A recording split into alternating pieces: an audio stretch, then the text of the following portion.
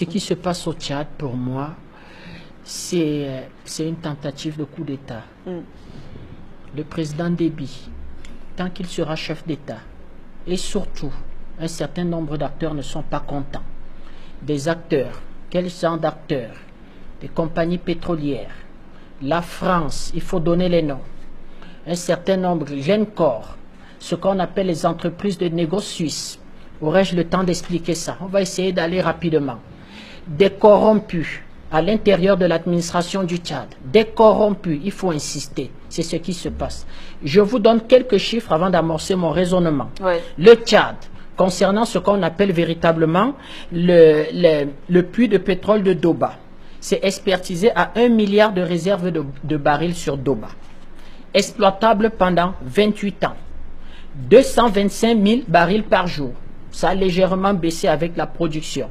Si on prend, on quantifie ça à un baril à 100 $, on en est à 15 500 milliards de dollars. Si on prend le baril à 50 $, on en est à 7 500 milliards de dollars. C'est-à-dire ce que peut rapporter uniquement le puits de pétrole de Doba. Le pétrole aujourd'hui, le baril est à 74 $ aujourd'hui. Très intéressant, Madame Siké. Si on prend un baril à 15,5 $, c'est-à-dire que en dessous de la situation où était le Tchad, en grande difficulté, on en est à 15,5 milliards de dollars.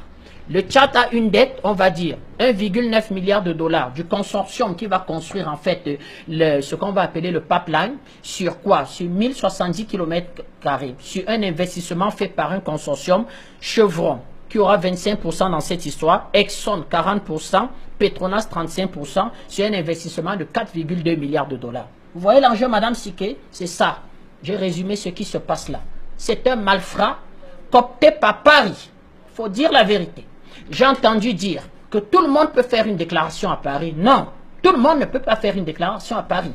Vous ne pouvez pas faire une déclaration à Paris, que la faire passer, être fait passer en boucle sur ce qu'on appelle des chaînes publiques, être repris par toute la presse française. Mieux, avoir des contacts avec des hommes politiques français. Il faut le dire clairement. C'est Paris. Vous prenez cette histoire, l'histoire de la Guinée équatoriale, le fameux coup d'État en 2016.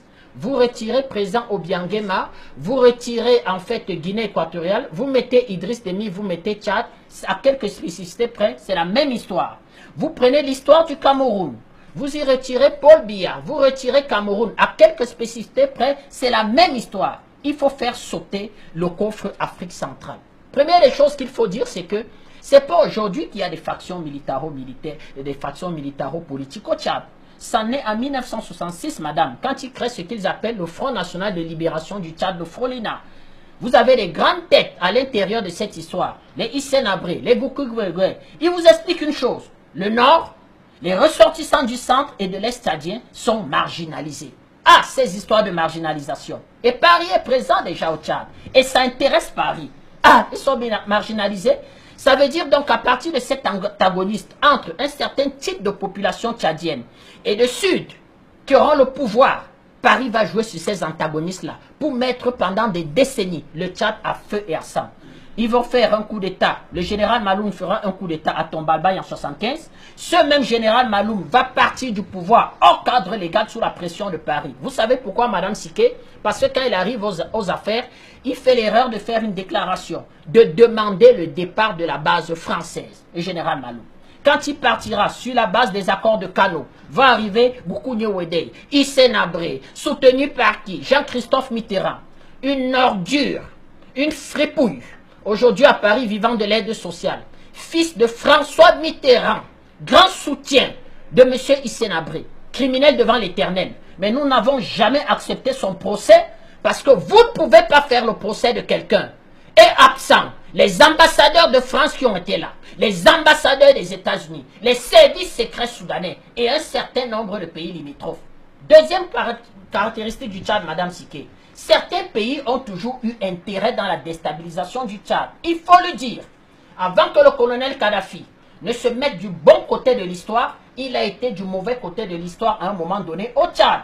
Il va y masser des troupes dans la bande d'Aouzou et nous brandir un pseudo-papier en expliquant que c'est un contrat qu'il a signé avec M. Tombalbaye.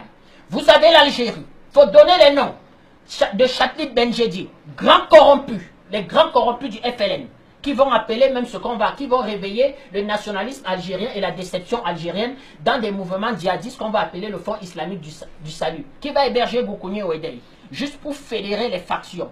Vous avez un pays qu'on appelle le Soudan, jusqu'à une date récente, et oui, les services secrets soudanais encore travaillaient à la déstabilisation du Tchad jusqu'à ce que les deux patriarches, le patriarche Déby et le président soudanais, décident de faire la paix. Voilà effectivement le deuxième contexte du Tchad. Le troisième, comme je l'ai dit, c'est effectivement ceux qui ont intérêt dans cette histoire. Je vous ai parlé du pétrole tchadien. Mais le président Déby va se retrouver dans des difficultés. C'est-à-dire qu'il aura un pétrole sans véritablement, avoir une forme d'expertise dans la négociation. Et c'est là où nous interrogeons souvent des entourages présidentiels corrompus. Première erreur de mon strict et humble point de vue. Première erreur du président Déby, c'est qu'en 2003, c'est-à-dire quand il commence à exploiter le pétrole tchadien, eh bien, il fait appel à ce qu'on va appeler les sociétés de négo suisses pour reprendre en fait et commercialiser une partie du pétrole tchadien. Une société qu'on appelle l'INS. Première erreur. Ils ont une société nationale des hydrocarbures qui pouvait directement commercialiser au prix du marché le brut tchadien. Deuxième erreur, va entrer en scène une nébuleuse qu'on va appeler Glencore. Glencore, grâce à la grosse corruption à l'intérieur véritablement de l'administration tchadienne, obtient une exclusivité, Madame Siké, c'est-à-dire de reprendre la totalité de la richesse souveraine du Tchad. Le Tchad, pendant ce temps, fait partie des pays les plus pauvres. Le Tchad n'a rien. Je vous ai expliqué le contexte de guerre dans lequel se construit. Il n'y a rien du tout. Même la présidence de la République n'est pas construite aux normes, véritablement, d'une présidence de la République pour sécuriser le chef d'État. Glencore prend les 100%. Et qu'est-ce que va faire Glencore? Glencore, effectivement, le vend sur le marché international et gagne de l'argent, elle, cette nébuleuse-là, au détriment de l'État tchadien. Mieux, le président Déby aura une idée géniale d'expliquer que dans mes 1 milliard potentiel de réserve, il faut que j'intervienne dans cette affaire. Il va vouloir acheter les parts de Chevron qui décident de partir, effectivement, pour aller faire un délit d'initié. Mais le président Déby n'a pas d'argent. Quand je parle du président Déby, je ne particularise pas mon déroulement. Je veux parler du Tchad. Tout à fait. Parce que c'est lui qui incarne les institutions. C'est lui le chef de l'État. Eh bien, il lui faut de l'argent. Il se retourne non vers qui? Glencore, Madame Siké. Plus jamais vu. C'est-à-dire que j'ai 100% de la vente de votre pétrole et je deviens votre banquier. Avec un pool de banques à la tête desquelles on retrouve des banques françaises. Encore la France. 1,3 milliard en quelque sorte de dette. Sauf que Chevron se retire de l'affaire, Madame Siké, 2 semaines après. Le baril chute pratiquement de plus de 70 points.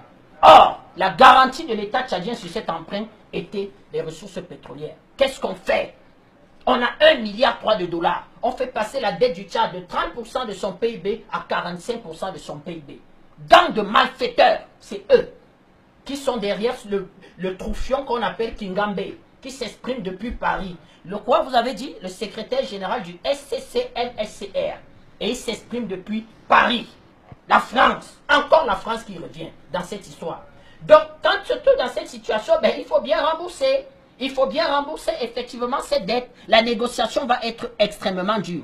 Vous savez ce qu'ils vont faire, Madame Siké? Ils porteront les intérêts à 7%. C'est de l'usure. C'est de l'usure à 7%. Il a fallu toute la force du président Déby. Sauf que la France et les bailleurs de fonds, qu'est-ce qu'ils font? Ils demandent au président Déby d'aller au FMI. Et intervient un autre acteur qu'on appelle le Fonds monétaire international. Complice de ce gang de malfrats. Qu'est-ce que le FMI dit au président Déby?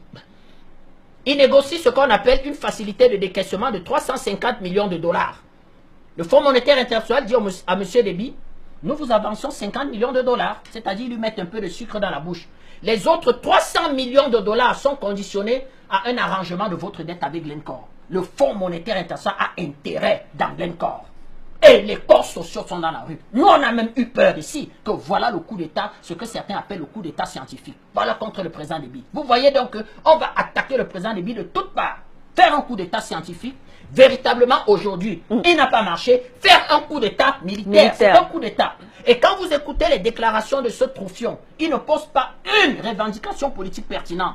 Un cas comme des gens étaient arrivés à Yaoundé, expliquant qu'il vient résoudre des problèmes d'ordre véritablement professionnels, pour le lendemain expliquer que non, c'est la forme de l'État, pour le surlendemain dire qu'en Bazonia, sorti tout droit de l'imaginaire de certains illuminés. Donc voilà donc la situation du Tchad et situation qui explique.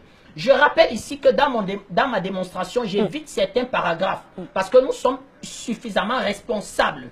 Nous ne mettons pas véritablement un certain nombre d'informations de nos États. Sauf qu'il faut faire attention, Madame Siké. Ouais. Il s'y trouve aujourd'hui les nébuleuses qu'on appelle véritablement les sociétés de négoce suisses.